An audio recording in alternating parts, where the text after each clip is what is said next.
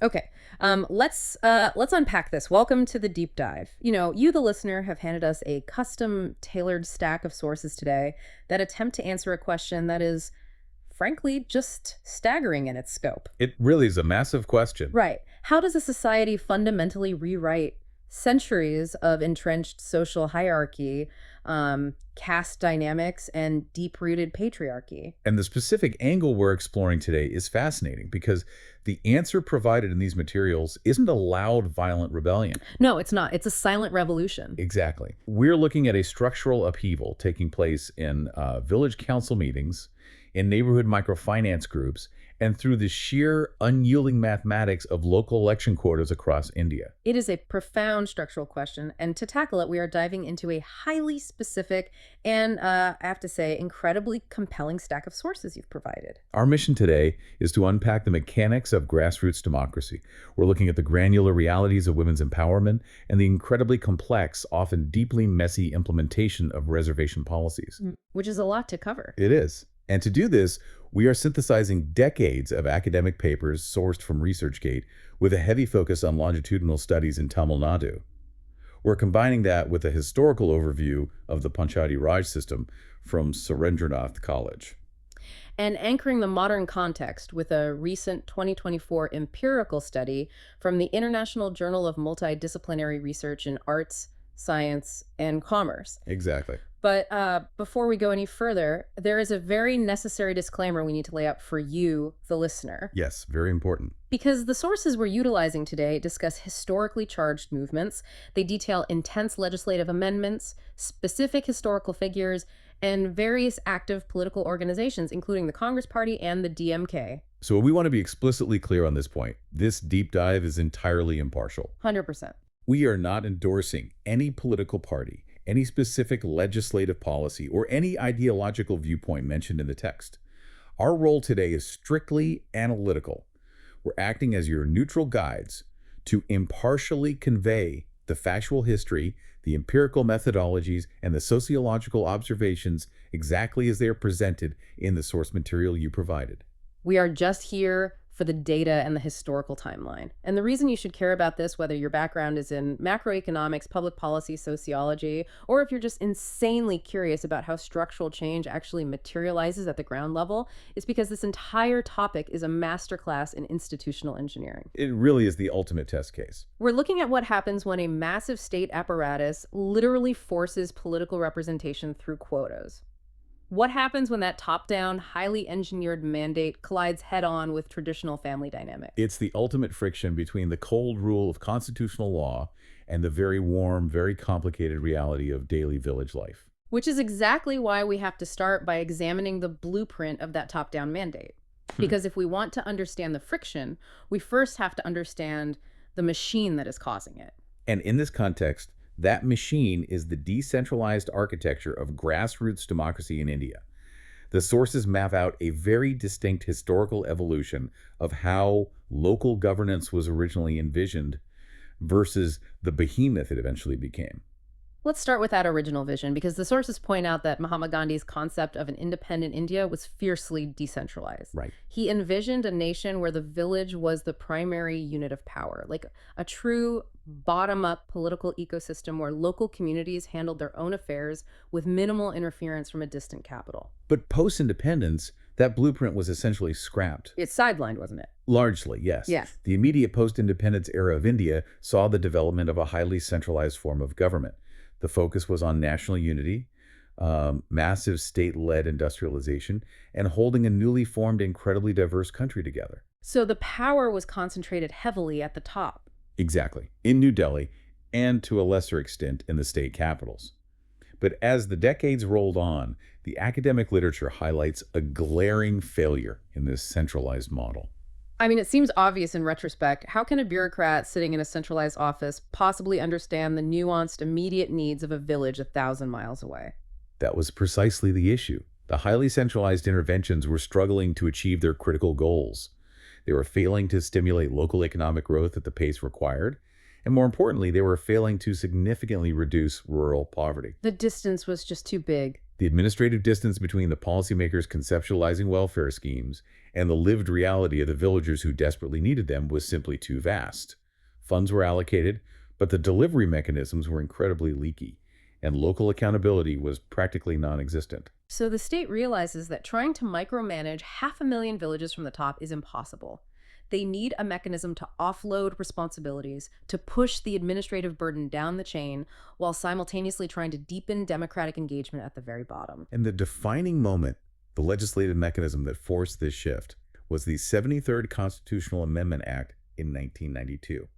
This formalized the Panchayati Raj institutions, or the PRI. The 1992 amendment, Yeah. that's a watershed moment in institutional design. It didn't just suggest local governance, it constitutionalized it.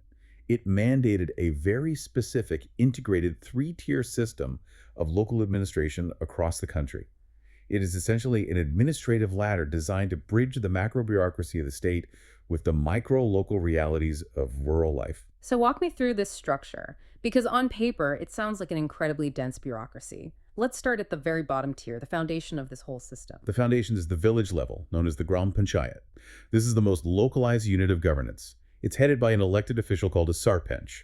Now, the sarpanch and the various ward members forming the council are elected for 5-year terms, and they are elected directly by the Gram Sabha. And Gram Sabha isn't a council of elders, it's essentially the entire electorate of that specific village.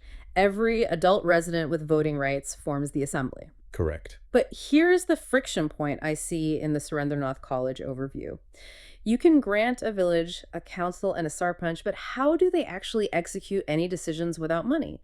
Are they entirely dependent on the state capital sending down a check whenever they need to fix a well? Financial autonomy is the cornerstone of actual decentralization. And the sources detail how the Gram Panchayats are structured to have their own, albeit often limited, treasuries. Yeah. They're empowered to collect local taxes. Local taxes, like income tax. No, this is an income tax. These are highly localized levies. They collect taxes on water usage, fees from local markets and bazaars, and even taxes on pilgrimage sites within their jurisdiction. But local taxes in deeply impoverished rural areas can't possibly fund large-scale development. There has to be an influx of capital from higher up. Absolutely. The local taxes provide a baseline operating budget, but they are heavily supplemented. They receive state grants that are often tied to land revenue collections. They receive specific earmarked funds from the central and state governments to execute national welfare schemes like rural employment guarantees or sanitation drives. And donations, right? Yes. They can also accept private donations. So they are managing a composite budget, balancing local collections with top-down grants. Okay, so that is the foundational tier. You have the individual village managing its immediate affairs. But no village exists in a vacuum. How does a single village coordinate with the surrounding region? That requires stepping up to the second tier, the block level.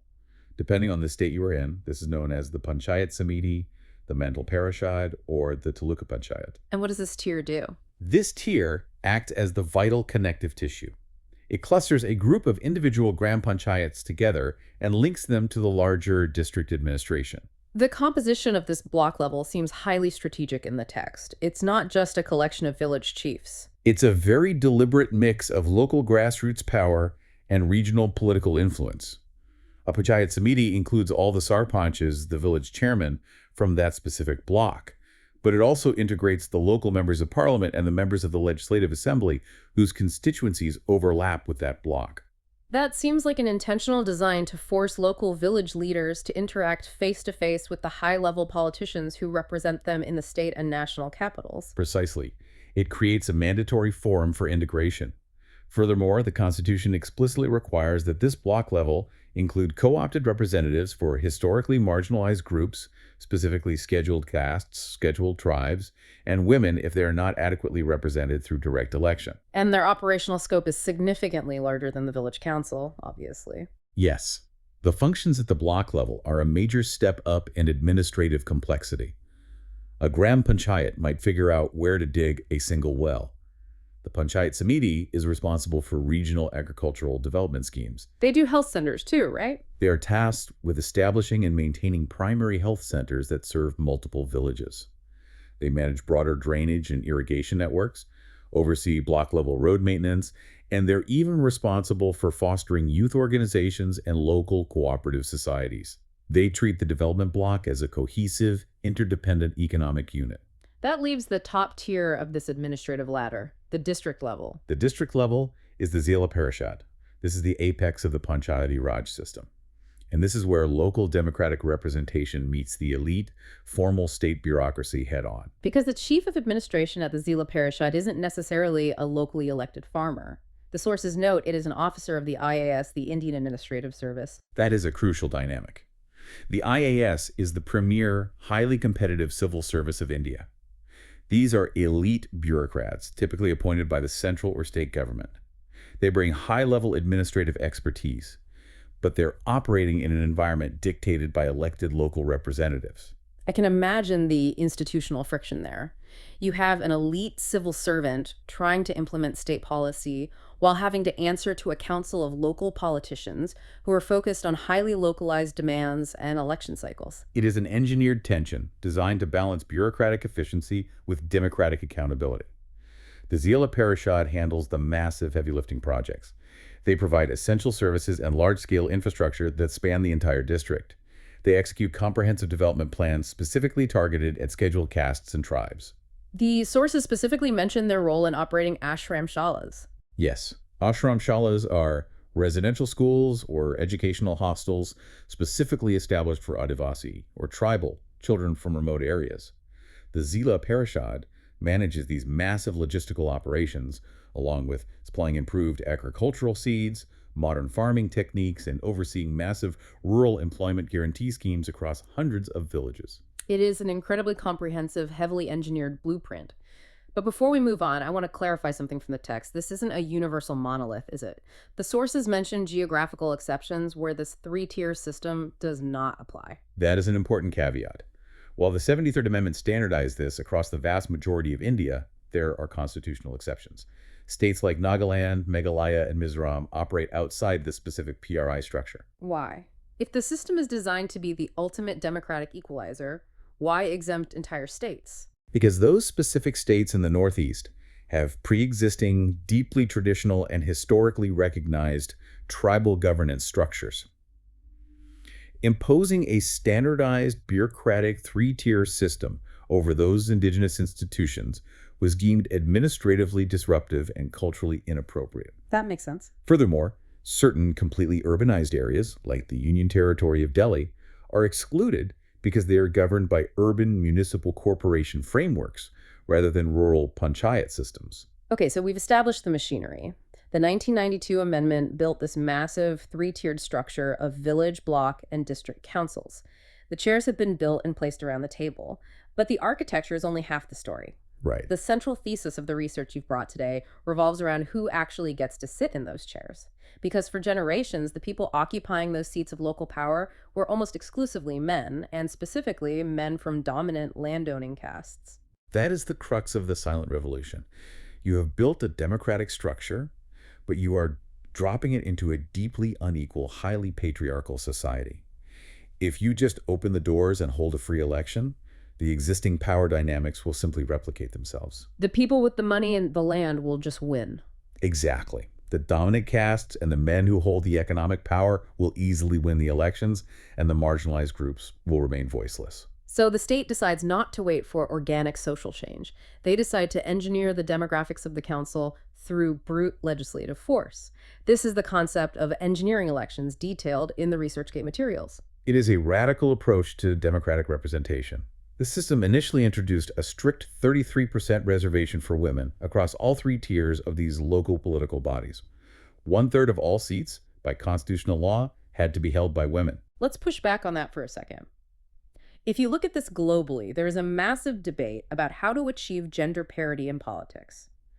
The sources contrast this aggressive fast-track approach using rigid quotas against what they call the incremental track, which is often referenced as the Scandinavian model. That comparison is vital. The incremental track relies on gradual, organic social shifts.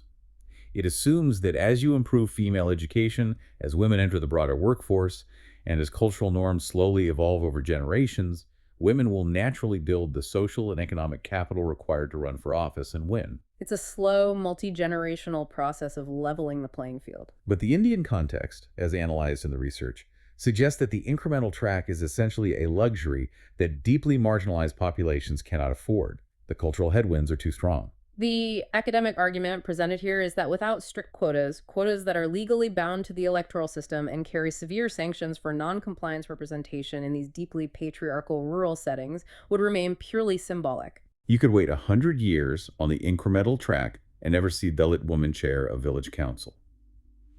The fast track argues that you have to force the issue. You have to change the demographics of the room first and let the social capital catch up later. And they didn't just stop at one third. The escalation detailed in the sources is dramatic. On August 27, 2009, the Union Cabinet approved an increase to a 50% reservation for women in Panchayat Raj institutions. Half of all local governance seats mandated for women. That is a staggering amount of political real estate to artificially cordon off overnight. And several states moved aggressively to implement this. Bihar was the pioneering state, becoming the first to legally enforce the 50% rule. It was subsequently adopted by Kerala, Tamil Nadu, Rajasthan, Maharashtra, West Bengal, and several others. The statistical impact is immediate. The sources note that suddenly the majority of candidates in many of these panchayat elections are women. There is an extreme outlier mentioned in the Surendranath College text that almost defies belief. Kodasari Panchayat. Yes, Kodasari Panchayat in Kerala. The data states that currently 100% of the elected members there are women. The entire council, from top to bottom. It's visually striking, but it demands severe academic scrutiny. It raises the most critical question in the study of political quotas. Does merely changing the identity of the person sitting in the chair actually change the nature of the governance? Does a woman leader legislate differently than a man, or is she just administering the exact same patriarchal system? This is where the methodology in your sources gets incredibly compelling. How do you actually prove that? Because if a highly progressive, wealthy village elects a woman and that village has great infrastructure, you can't prove she built it. Maybe they just had a bigger tax base. Exactly. The problem with studying political impact is confounding variables. Progressive electorates tend to elect progressive leaders and fund progressive policies. To isolate the actual impact of a leader's gender, you need a controlled environment. Enter the randomized control trial. The sources highlight a landmark study conducted by researchers Esther Duflo and Raghavendra Chattopadhyay.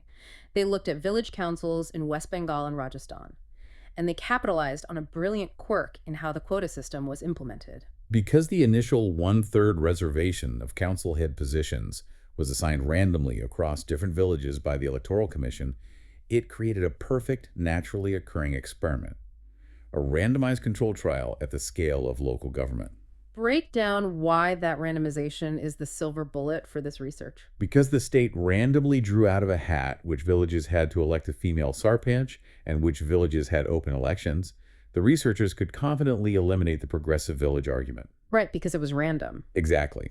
The villages forced to elect women were, on average, identical in wealth, caste makeup, and historical development to the villages that elected men. Therefore, any statistically significant differences in policy outcomes over the next 5 years could be directly causally attributed to the gender of the leader. It isolates the variable completely. So what did Duflo and Chattopadhyay actually find when they ran the numbers? Did the female council heads govern differently? The results were definitive and highly instructive. They found a profound shift in how public goods were prioritized. Women leaders actively invested more public funds into infrastructure that was directly relevant to the specific needs of their own gender. What does infrastructure relevant to women actually look like in a rural Indian context? The starkest example is water infrastructure. In rural settings, the burden of fetching water falls almost entirely on women and girls. It is a grueling, time-consuming daily labor that impacts female health and prevents young girls from attending school. And the RCT data showed a difference. It showed that if a female council head is elected, she's statistically far more likely to prioritize the village budget toward building local bore wells, water pumps, and sanitation facilities. Male council heads, conversely, were more likely to prioritize roads and different types of agricultural infrastructure. So identity absolutely dictates policy. If we synthesize this, the sources frame this through a crucial theoretical distinction: the difference between passive agency and active agency. That is a vital sociological framework. Mm-hmm. Economic interventions or broader market forces can provide women with passive agency. Perhaps they gain an independent income through a factory job, or they secure a personal bank account. That's incredibly valuable, but it is largely individualistic. Right. Political representation, however, transitions this agency into an active, purposeful behavior that alters the public sphere. It gives them the legal authority and the capital to alter the physical environment of their community, to physically build the wells that save their neighbors hours of labor every day. It sounds like the ultimate triumph of institutional engineering. The state forces the quotas, the women take the seats, the water infrastructure gets built, and the silent revolution is victorious. If only were that simple. Right, because as with any massive top-down mandate, reality has a way of violently pushing back. You cannot simply legislate away thousands of years of patriarchal control without massive friction. And that friction manifests in what the academic literature identifies as the most widely debated, heavily scrutinized, and deeply problematic aspect of the Panchayati Raj reservations. Oh, proxy problem. Yes. The sources, including the paper Women in Power and detailed ethnographic studies conducted in Karnataka, highlight that in a significant number of cases, the women elected to these reserved seats are operating merely as figureheads. Let's look at the mechanics of this because it exposes the loophole in the math. The state mandates that a specific village must elect a female sarpanch. But the dominant local power broker, perhaps a wealthy landowner who has controlled that village council for 20 years, still wants the power. He is legally barred from running, so he simply places his wife, his sister, or his daughter-in-law on the ballot. She has the correct gender, she has his political machine backing her, and she easily wins the seat. But once the election is over, the reality of the proxy dynamic sets in. What happens then? The research documents how the male relative attends the actual council meetings in her place, or stands behind her chair and dictates her votes. He continues to control the allocation of funds, he negotiates the contracts, and he handles the interactions with the state bureaucrats. She is a legal placeholder. The ethnographic research you provided details some incredibly grim examples of this manipulation. There's a specific study cited from Karnataka that looks at the intersection of gender and caste, specifically focusing on Dalit women from the historically most oppressed and marginalized communities. The intersectionality there is crucial. A Dalit woman faces a double marginalization. She is oppressed by her gender within her own family, and she is oppressed by her caste within the broader village structure. And the quota system forces them into leadership. Yes, but the Karnataka study found that even when the reservation system successfully forced the election of a Dalit woman as the chairperson of the panchayat, the entrenched, dominant caste local power structures would actively sabotage her tenure. How so? The law guarantees her a 5-year term. The law guarantees the term, but the local power dynamics dictate the reality. The study documented a pattern where the dominant political factions would only permit these Dalit women to serve as chairperson for one single year out of their legal 5-year mandate. 1 year. Through intense social pressure, threats, or manufactured no-confidence motions, they would be forced to step down after 12 months, rotating the seat to someone else. That is infuriating to read. It's an intentional strategy to ensure they never gain footing. By capping their tenure at 1 year, you prevent them from understanding the bureaucracy, from building leadership skills, or from consolidating any genuine political capital. It makes you question if the entire 50% quota system is just an elaborate legislated facade. It is easy to draw that cynical conclusion. But what is truly fascinating here is that the deep academic analysis urges us to reject that simple binary of success versus failure. The ethnographic research introduces a highly nuanced sociological concept to explain this dynamic: the two-sided family. Unpack that for us. What is the two-sided family in the context of rural politics? The family unit in these deeply traditional contexts plays a profoundly dual, almost contradictory role in a female politician's life. On one side, as we just discussed, the family is the primary apparatus of control. It restricts her mobility, it dictates her public behavior, and the husband or father acts as the proxy master, ensuring she does not overstep the domestic boundaries that the culture enforces. It's the mechanism of her suppression, but the research points to a flip side. The flip side is that this exact same family unit is the only source of absolute crucial support, political advice, and literal physical protection she has. The political arena in rural India is not a sterile debating society. It can be incredibly harsh, highly complex, deeply corrupt, and sometimes physically dangerous. Right, she's walking into a minefield. Exactly. A politically inexperienced woman who may have spent her entire life confined to the domestic sphere is suddenly thrust into a leadership role, dealing with elite bureaucrats, aggressive contractors, and hostile political factions.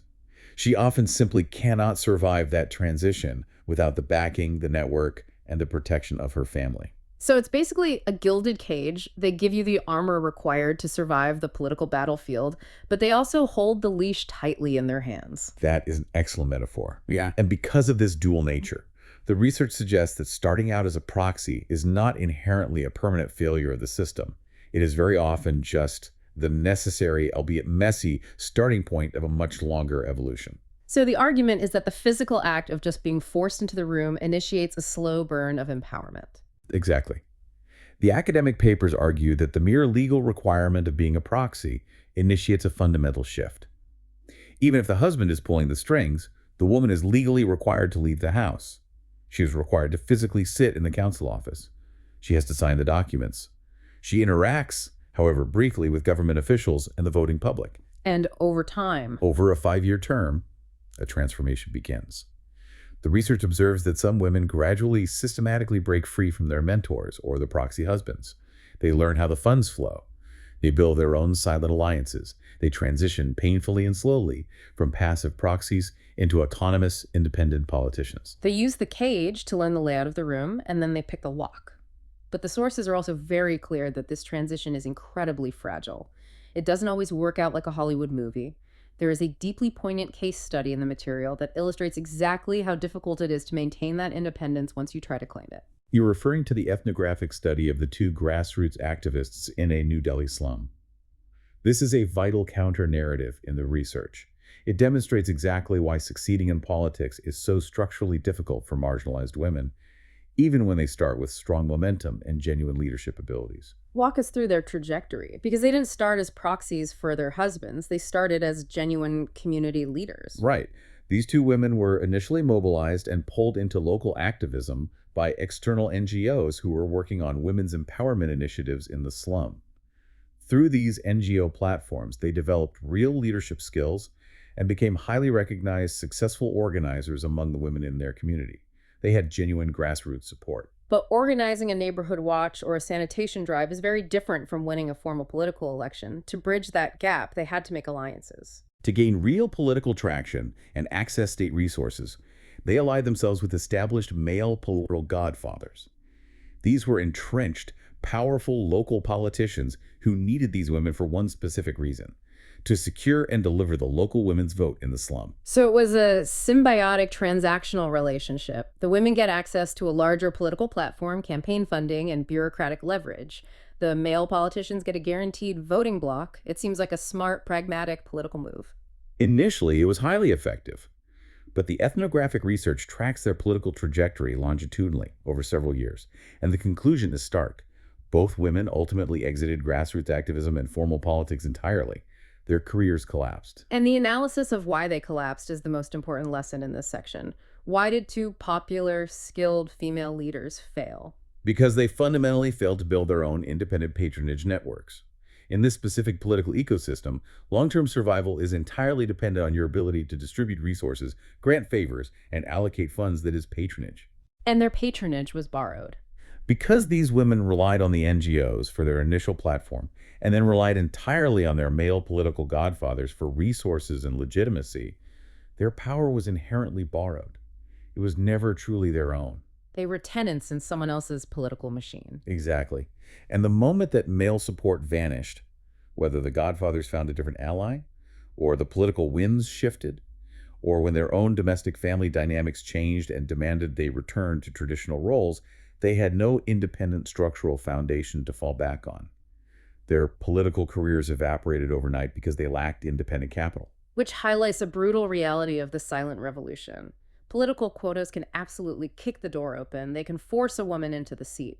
But without independent economic capital and without an independent social network, surviving in that room is nearly impossible. Which serves as the perfect analytical pivot to the second major engine of this revolution. If the Panchayat Raj and the reservation quotas represent the struggle for political power, there is an entirely separate, parallel structure being built to generate economic agency. The self-help group, the SHG. If quotas are the political engine, microfinance is the economic engine. Precisely. And in rural India, the SHG movement has scaled to a level that is difficult to comprehend. Let's define it clearly based on the sources. What exactly constitutes a self-help group in this context? Because it's not a bank and it's not a charity. The sources define SHGs as small, localized, community-based financial enterprises. They are highly informal but rigidly structured. They are owned, managed, and controlled entirely by their members, who are overwhelmingly, almost exclusively women from similar socioeconomic backgrounds. And how do they work day to day? They meet regularly. They pool their minuscule personal savings into a common fund. They provide low-interest credit services to each other from that pool, and they distribute any accrued profits or interest back among all the members. It is localized microbanking, Hmm. and the scale you mention is staggering. In the Tamil Nadu areas that were studied over a 25-year period by researchers Lindbergh, Athrea, and others, the data shows that roughly one-fourth of all agrarian households access credit through these SHGs. 25% of the population is utilizing this parallel financial system. And it is crucial to analyze what they are actually using this credit for. The dominant Western narrative around microfinance is often highly romanticized.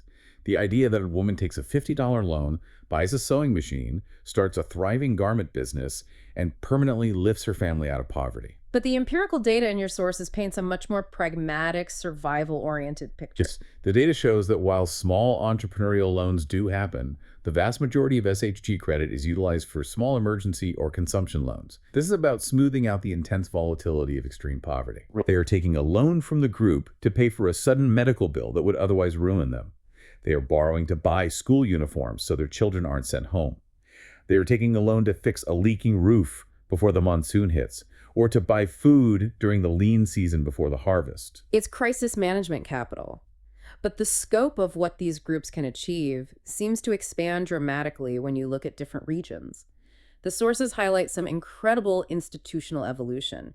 In Kerala, you have the Kudumbashri neighborhood groups, which started as micro savings and have evolved into a massive state-recognized social force that tackles poverty eradication at a systemic level. And the research points to even more radical evolutions in states like Odisha.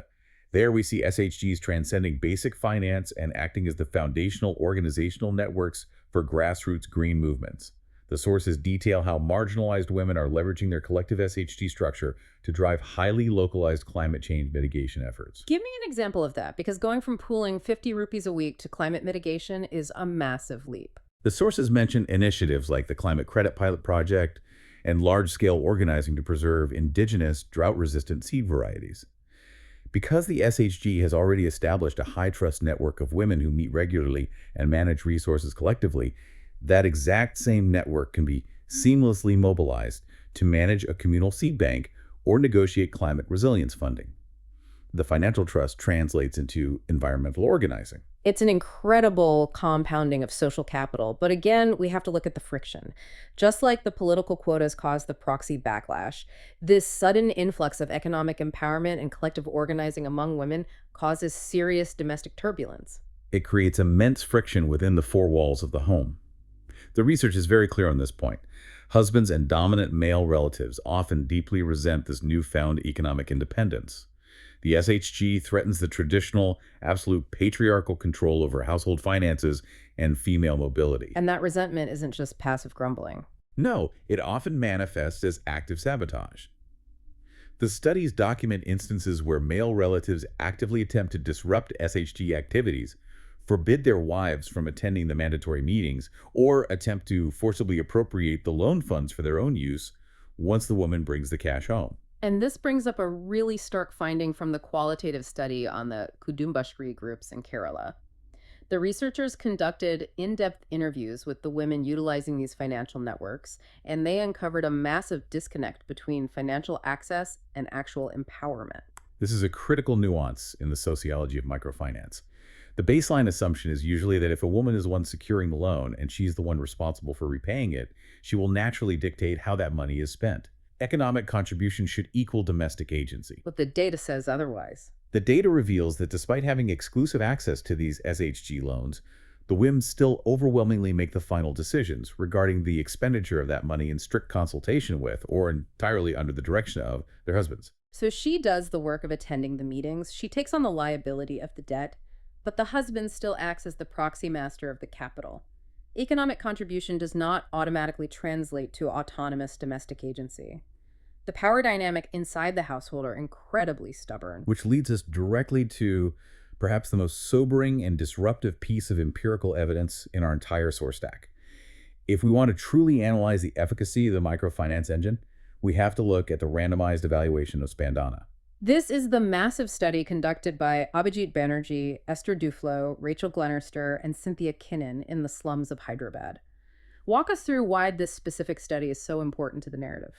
It is a landmark study because it was the first randomized evaluation of its kind for a standard microcredit product in a new, unpenetrated market. Prior to this, a lot of the data on microfinance was observational and highly prone to selection bias, meaning maybe only highly motivated, already capable people were taking out the loans, making the microfinance institution look artificially successful. So, how did they strip away that bias? What was the methodology? They utilized the gold standard, the randomized control trial. Spandana, a rapidly growing microfinance institution, identified 104 specific slum neighborhoods in Hyderabad where they were ready to open branches. But instead of opening them all at once, the researchers essentially flipped a coin for each neighborhood. Okay. Half of the slums were randomly selected to receive microfinance branches immediately. The other half were intentionally blocked from receiving branches for several years, serving as the control group. It's a massive, multi-year socioeconomic experiment. They could track thousands of households over time and measure the exact isolated impact of having access to microfinance versus not having access. Exactly. And the findings were a massive paradigm-shifting reality check for the global development community. For decades, the prevailing, almost unquestionable narrative was that microfinance was the ultimate magic bullet. Provide a small loan, and it automatically triggers a cascade of poverty alleviation, business growth, health improvements, and overarching female empowerment. But the data from the Spandana RCT dismantled that narrative, didn't it? Let's go through the actual findings. Did borrowing increase in the treatment slums? Yes. Borrowing from microfinance institutions unequivocally increased in the areas where branches were opened. Did it change how people spent their money? It did cause a measurable shift in household expenditure. The researchers noted that households with access to microcredit bought fewer what they call temptation goods, things like tobacco, alcohol, and daily snacks. And they shifted that spending toward durable goods like a new sewing machine, a bicycle, or a push cart for a business. Okay, so they borrowed more, they wasted less money on tobacco, and they bought useful assets. That sounds like a resounding success. It sounds like it until you look at the macro level welfare indicators. Here is the kicker, and this is where the magic bullet theory dies. Across the entire tracked population, there was absolutely no statistically significant change in average monthly consumption per capita. Wait, what? No change at all. Meaning the overall standard of living and caloric intake did not improve. But if they are buying business assets, shouldn't their income and consumption go up? You would think so, but the data showed no aggregate increase. Furthermore, they found absolutely no measurable improvement in health outcomes. They found no change in educational outcomes for the children. They weren't suddenly staying in school longer. Wow. And most devastatingly, for the core thesis of microfinance, they found no measurable quantitative changes in overarching women's empowerment metrics within the household. Let's pause on that. A massive, rigorously controlled, multi-year study proves that the core economic engine we've been relying on doesn't fix health, doesn't fix education, and doesn't measurably empower women at home. And the sources point out an even darker side effect of this system: the severe danger of over-indebtedness. This is the toxic byproduct of the microfinance boom. As the sector grew rapidly, multiple microfinance institutions began aggressively competing for the same clients in these slums. They started offering larger loans, faster approval services, and aggressively recruiting borrowers. It sounds like the subprime mortgage crisis, but at the micro level. It is structurally very similar. It created a debt trap. Vulnerable borrowers, often hit by a sudden health crisis or a drop in income, began taking out new loans from lender B simply to pay off the weekly installment they owed to lender A.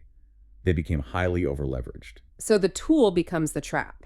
Exactly. The very tool that was designed to liberate them ended up weakening their repayment incentives, causing massive psychological stress, and sinking them deeper into a complex web of financial liability. So I have to play the skeptic here. If we look at the totality of this data, if microfinance doesn't magically fix poverty, if it fails to improve health or education, and if it carries this massive looming risk of a debt trap, What is the point? Why are millions of women still aggressively participating in these self-help groups? What is the true value if it isn't financial? This is where the sociological analysis in your sources is brilliant. It suggests that we have been fundamentally misinterpreting the primary value of the SHG.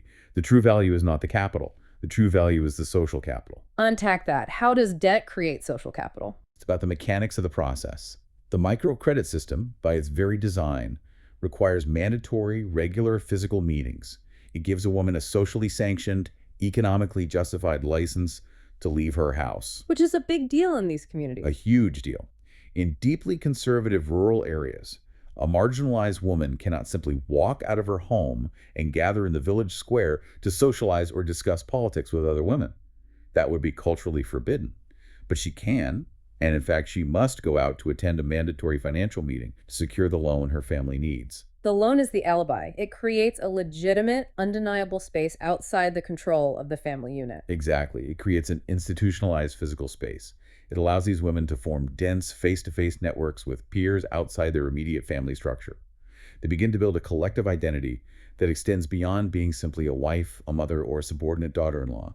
It is the raw material of solidarity. So even if the 500 rupee loan just goes entirely to pay an overdue electricity bill and doesn't generate a single cent of profit, the meeting itself is the revolutionary act. Precisely. It is the institutionalization of female solidarity.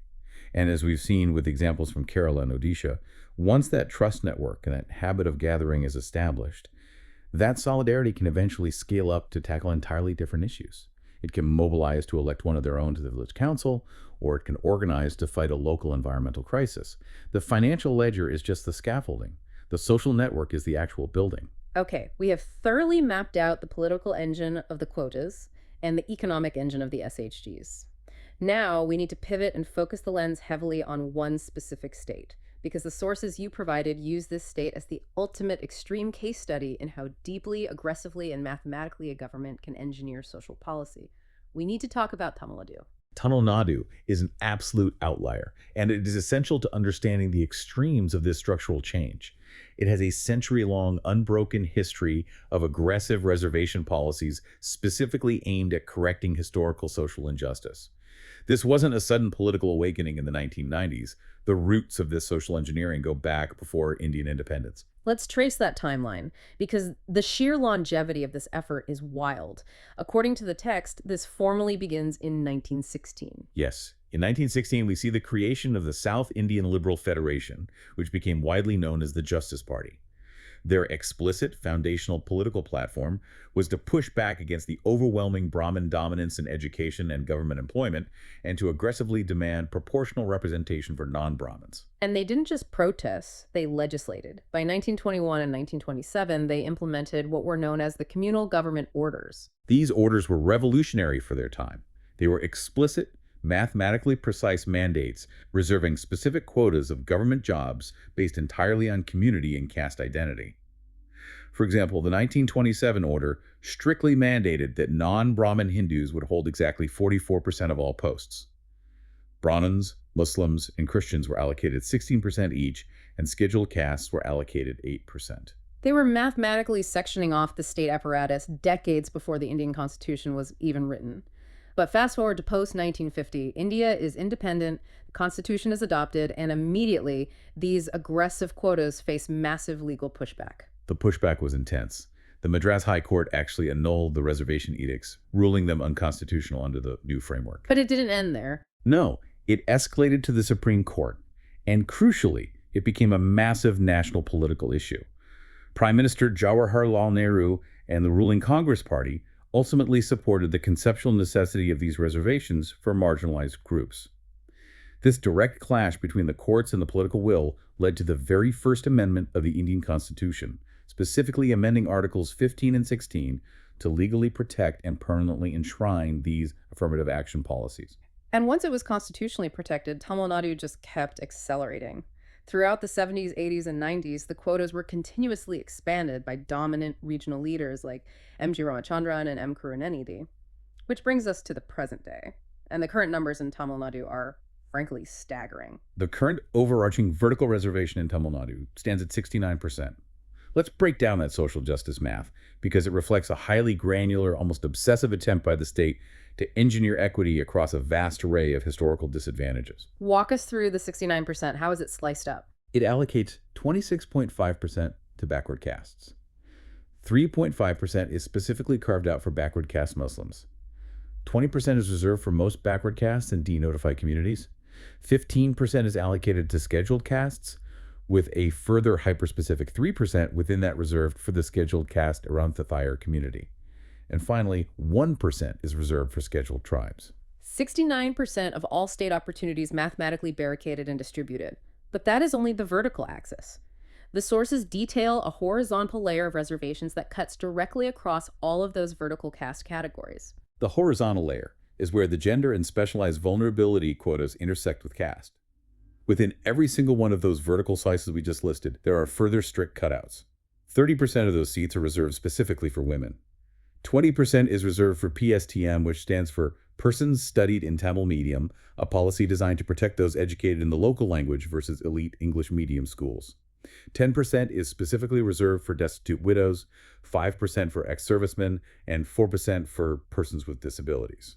It is a multi-dimensional, hyper-complex matrix of social engineering. But let's ask the obvious question, why? Why does Tamil Nadu go to such extraordinary, mathematically complex lengths? Is it purely political vote banking, or is there a deeper sociological rationale presented in the literature? The academic literature points out that Tamil Nadu recognized early on that quotas alone just offering a seat are grossly insufficient if the population is too impoverished or marginalized to even reach the room. Tamil Nadu pairs these rigid quotas with an aggressive, highly targeted array of state welfare schemes. The sources outline direct financial assistance programs for almost every stage of a woman's life: education, childbirth, marriage, and widowhood. And the sources explicitly state the dark, historical reason why this total life cycle subsidy is necessary.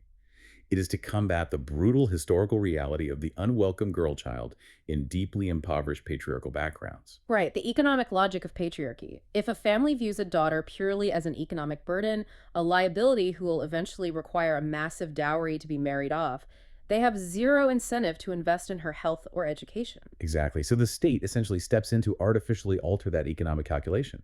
The state subsidizes her existence at every major life stage to ensure her survival, her education, and her eventual ability to utilize those 69% quotas. A prime, highly contemporary example of this logic in action is the Kalainyar Magalir Uramai Togai scheme.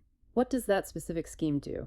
It provides a direct, unconditional monthly cash assistance specifically to eligible female heads of households. It bypasses the husband entirely. It is a massive, direct state investment aimed at instantly generating female economic agency within the home. Okay, so we have 69% reservations, horizontal cutouts for widows, and direct cash transfers. The state is doing everything structurally possible. But how is this massive apparatus actually perceived by the women it is mathematically designed to help? Does it feel like a revolution on the ground? To answer that, we have to look at the 2024 empirical study from the International Journal of Multidisciplinary Research in Arts, Science, and Commerce. This study went into the field and surveyed women in the Chengalpattu district of Tamil Nadu to gauge their actual perception of these policies. And the data reveals a surprisingly complex, somewhat muted picture. When the researchers surveyed these women about whether these reservation policies actually helped their career growth and personal development, 32% of respondents strongly agreed. So roughly a third feel the tangible, direct benefit of the system. But the number that really jumps out is the next one. 37% of the women surveyed were entirely neutral. Let that sink in. You have a state operating a century-old 69% reservation matrix, throwing direct cash at female household heads, and the largest block of respondents looks at all of that and basically shrugs. Why the massive disconnect? The researchers interpret this high level of neutrality as a crucial indicator of the lived experience gap. It indicates that while the numbers look incredibly progressive, almost utopian, on a legislative spreadsheet, significant fundamental changes are still needed in the actual day-to-day implementation of these policies. Because a quota gets you the job, but it doesn't protect you once you are in it. Exactly. A quota secures you a seat on the village council, but it doesn't automatically protect you from the entrenched proxy dynamics we discussed earlier. It gets you a government job, but it doesn't shield you from daily workplace discrimination or the burden of the second shift of domestic labor at home. The neutrality suggests that the structural math hasn't fully translated into a feeling of genuine, unassailable empowerment for a massive portion of the population. So we have to pull all of this together. When you zoom out and look at the massive friction of the Panchayat Raj, the complicated reality of the SHGs, the proxy husbands, the debt traps, the 69% quotas, and the muted reactions, what is the ultimate long-term result of all this engineering? Is it actually working? To answer that definitive question, we turn to the most expansive piece of research in our stack, a remarkable piece of longitudinal research. It is a 25-year panel study conducted in rural Tamil Nadu that meticulously tracked 213 specific agrarian households over a quarter of a century. Tracking 213 households for 25 years is an incredible methodological feat. People move, they change professions, entire generations turn over. But because they maintained that tracking, they could observe the slow tectonic shifts that are invisible in a one-year survey. And this is the specific source that coined the term the silent revolution. Yes. The researchers conclude that despite all the flaws, the failures, and the friction, a fundamental structural shift is occurring. This 25-year study characterizes this revolution by observing four main interlocking pillars of change. Let's lay out the four pillars. First, the undeniable forced entry of marginalized women and lower castes into local political governance via the quota system. Second, the massive statewide organization of women into these self-help group networks, creating new social capital. Third, a significant measurable increase in the participation of these women in the broader non-agricultural labor market. And fourth, the gradual creation of what the researchers term a barefoot welfare state. A barefoot welfare state, meaning a localized, highly informal safety net managed by the community itself, often through the SHGs and the gram panchayats. Correct. And if we synthesize this massive data set to understand the broader agrarian change, we see what the academic authors describe as a centripetal tendency. Hang on, let's translate that. Centripetal tendency sounds like heavy physics jargon dropped into a sociology paper. What does that actually look like for a family on the ground over 25 years? It describes a fundamental restructuring of the rural economy. For centuries, the agrarian structure was deeply rigid and inescapable. If you were born a landless laborer from a marginalized caste, you died a landless laborer. But the 25-year data shows a centripetal movement. The traditional underdogs of that society, the laborers, the oppressed castes, the women, are slowly but surely abandoning the agricultural sector entirely. They are fleeing the farms. They are seeking better life chances, higher wages, and greater dignity in the non-farm economy. They're using their microloans, their improved local roads, and their political connections to commute to nearby towns. They are starting small microenterprises or finding wage labor in construction or textile. And the data proves this shift is permanent. The study shows that for these rural households, non-farm income is now mathematically just as important to their survival as farm income. It is a complete rewiring of how rural survival works. But we must be careful not to paint this as a flawless victory.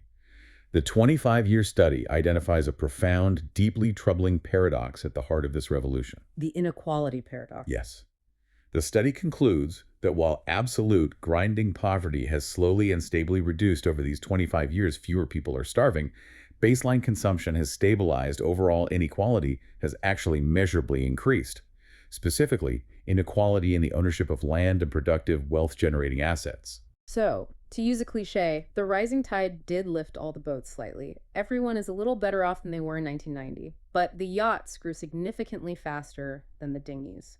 The dominant castes and the wealthy landowners leveraged the new economic opportunities far more effectively than the marginalized groups could. It is the messy, unavoidable reality of combining institutional engineering with a capitalist framework. You have women sitting on village councils, but they might be fighting proxy husbands. You have millions of women organized in microfinance groups, but they're still consulting those husbands on how to spend the money, and they are risking severe over-indebtedness.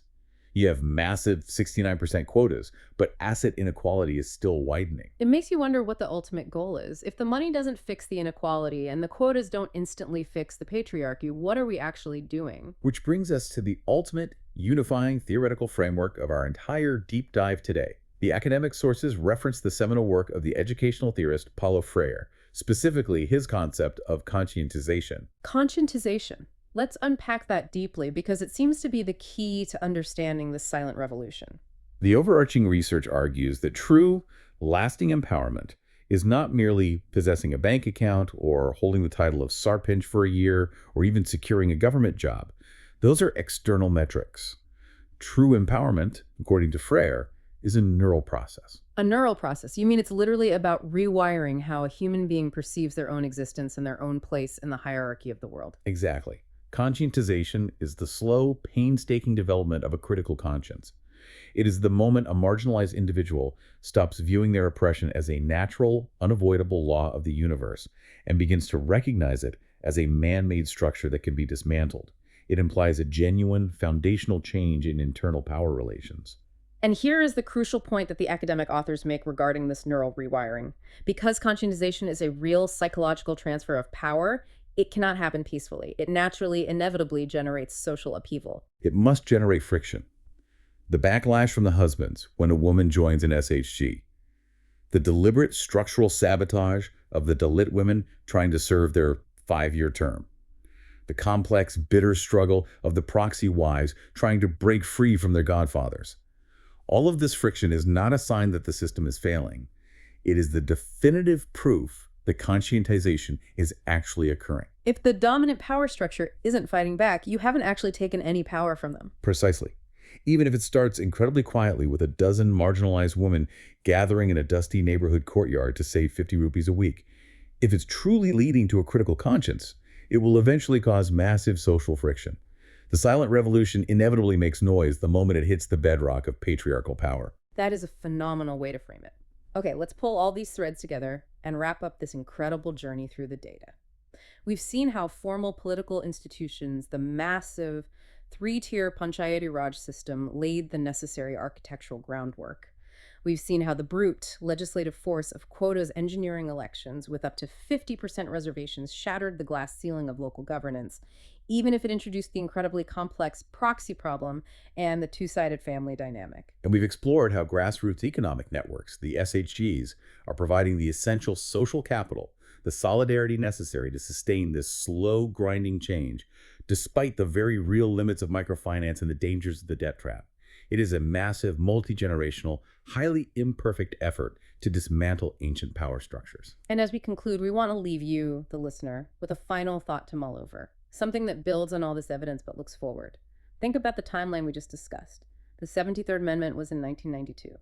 The massive 50% quotas are even more recent. We are currently observing the very first generation of quota-elected, SHG-funded women attempting to navigate this highly engineered system. They are the pioneers, and as pioneers, they are taking the absolute brunt of the friction.